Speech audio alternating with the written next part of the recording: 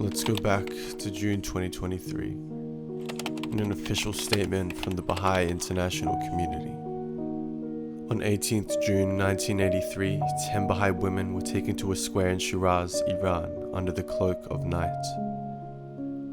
After months of torture and imprisonment, they were mass executed without the knowledge of their families. One was 17, most in their 20s. Their crime was their belief in a faith that promoted gender equality, absent and criminalized in Iran, justice and truthfulness. They were hanged one by one, each forced to watch the next woman's death in a harrowing attempt to coerce them into renouncing their faith.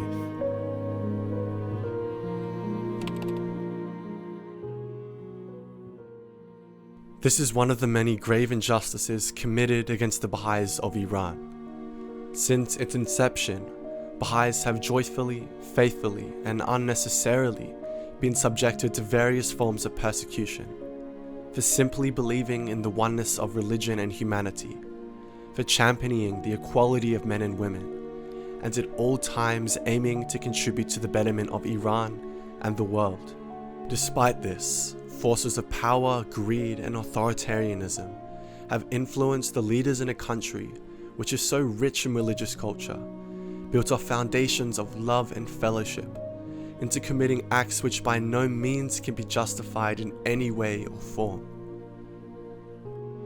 In the midst of unprecedented persecution, the Baha'is of Iran have persevered with a spirit of faithfulness and courage, and are an example to the rest of the world of the quality of resilience.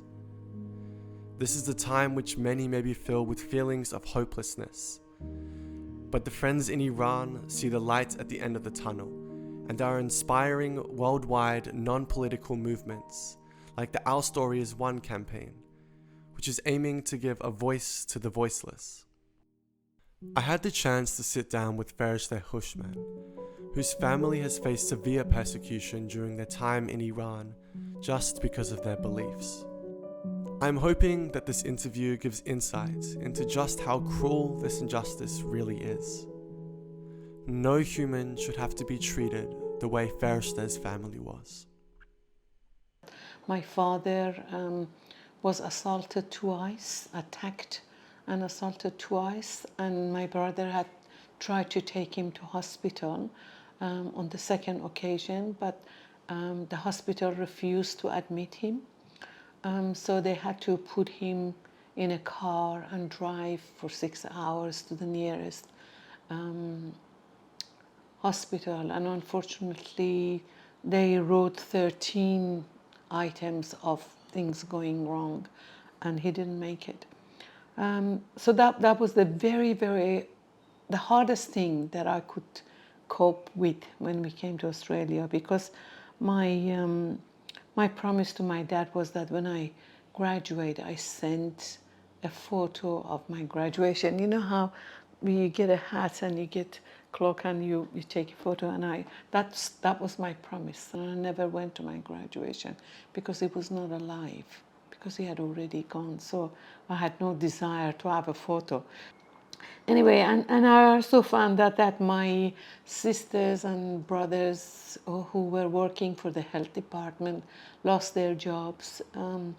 My sister who was at university was expelled.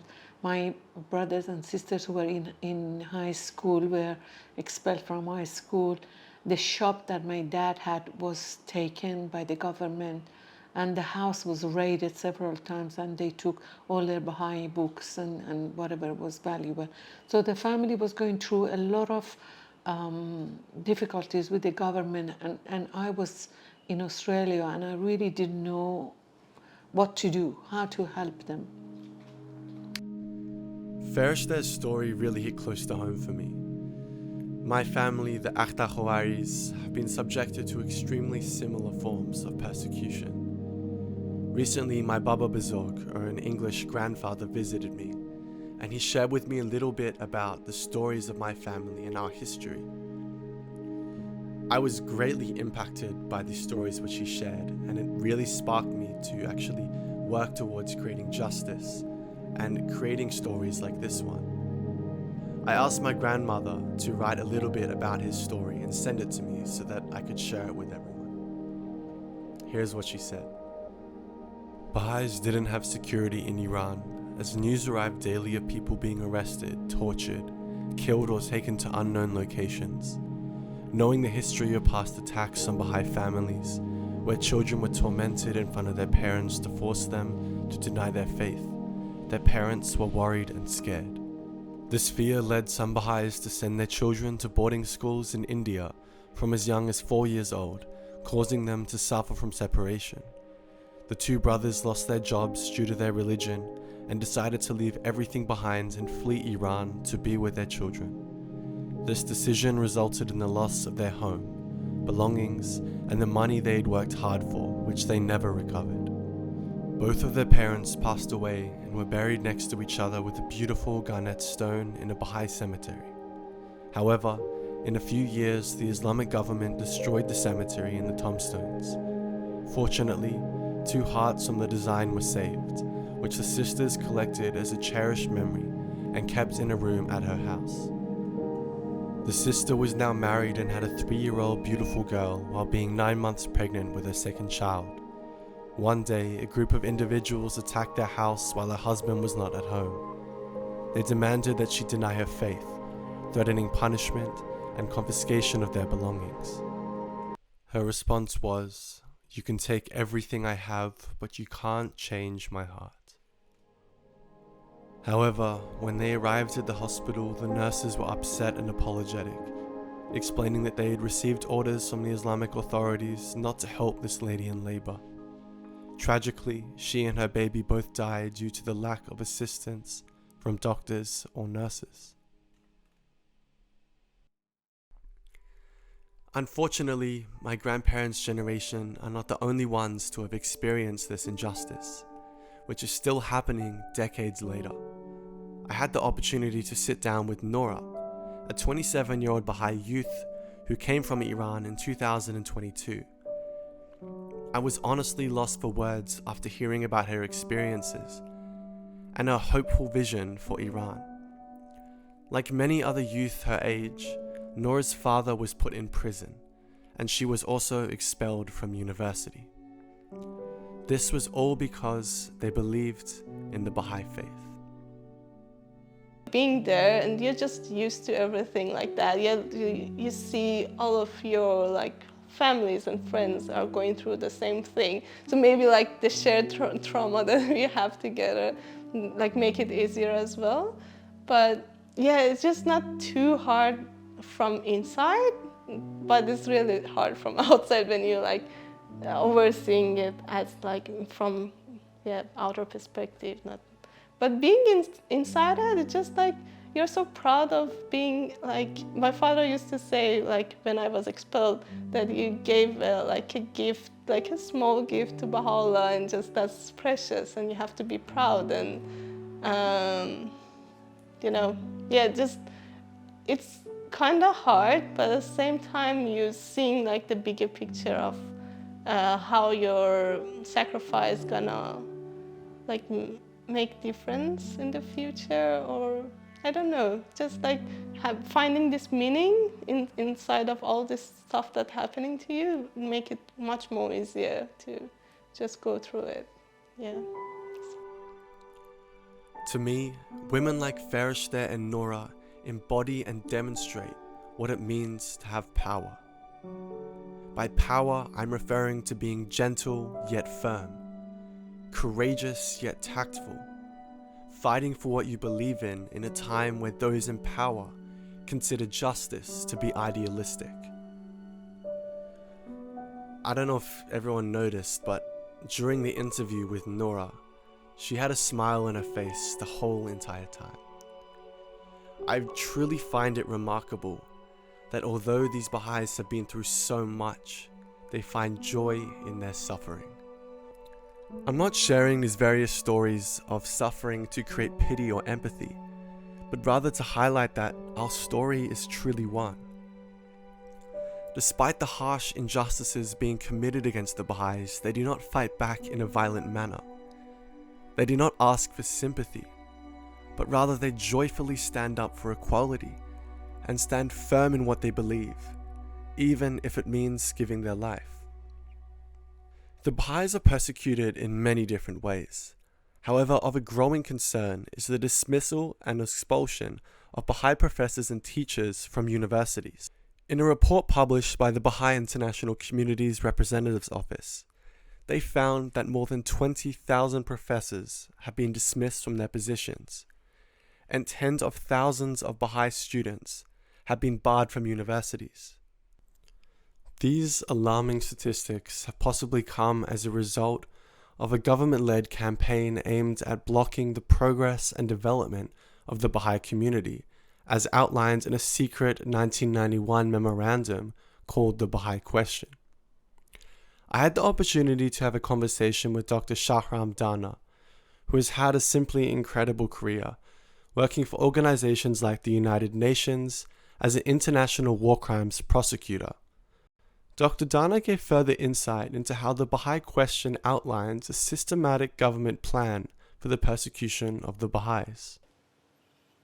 Human rights organizations uncovered a confidential document from the Iranian government, signed by the Iranian supreme leader.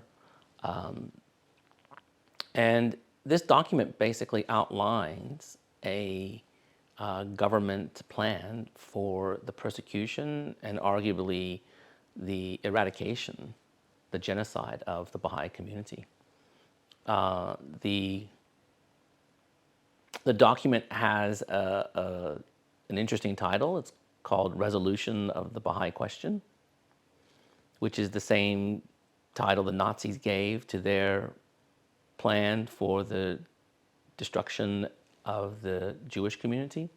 They call it Resolution of the Jewish Question. So in this document, there are very troubling statements or intentions by the Iranian government as to how it will treat the Baha'is, including economic strangulation, deprivation of education, and even language as strong as wanting or intending the destruction of the Baha'i community. Actually uses that language to destroy the cultural roots of the Baha'i community, and not limited to Iran, but also outside of Iran. So it is quite a terrifying document in terms of the plans that it lays out and the intentions of the Iranian government. And these intentions, we see some of them already in play. Dr. Dana also highlighted that the Baha'is are not the only group being persecuted, and that this is actually a broader issue, not just one of religious persecution, but one that finds its roots in the Iranian government's violation of human rights. There's grave concerns about the human rights abuses by the Iranian government across the board, not just with regards to persecution of the Baha'is, but regarding persecution of the Kurds, persecution of Afghanis. There's a lot of ethnic persecution that's happening in Iran as well as the religious persecution of which the Baha'is are the most vulnerable because of what I mentioned to you before about the lack of recognition under the constitution of the Baha'i faith. So they're the most vulnerable. But persecution happens also of Christians and of Jews in Iran as well. So across the board, Iran has a very terrible record on human rights, including imprisonment of political opponents, violations of freedom of speech. Across the board, there's quite regular, consistent, and very serious violations of human rights. Quite a remarkable characteristic of the Iranian Baha'is is how they view suffering as an opportunity for growth. When interviewing Ferishteh, she shared a sentiment about how in her own life, suffering has allowed her to find herself, and how she views it as a gift.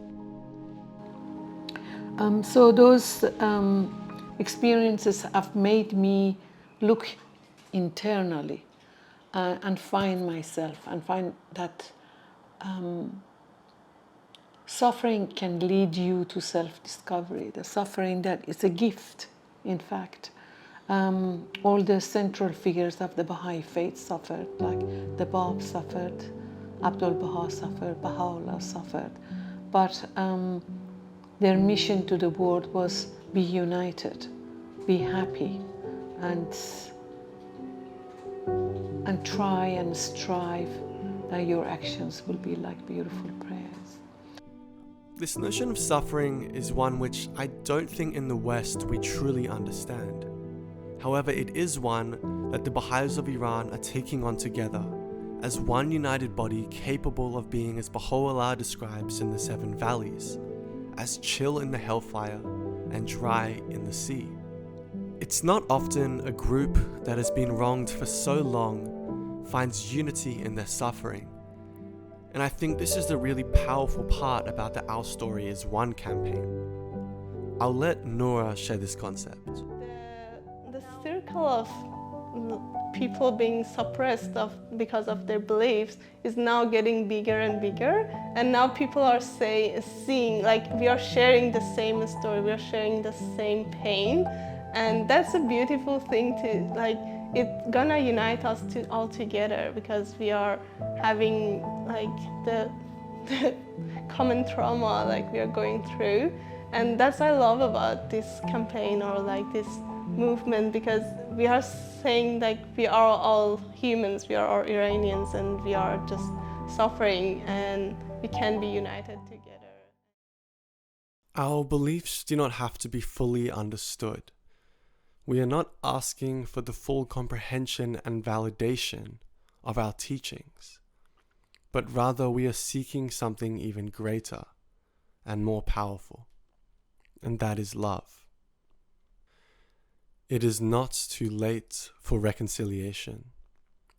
It is not too late for the fires of hatred to be extinguished with the life-giving waters of acceptance. It is not too late for those who once had to flee this country to be welcomed with open arms. Our story is one.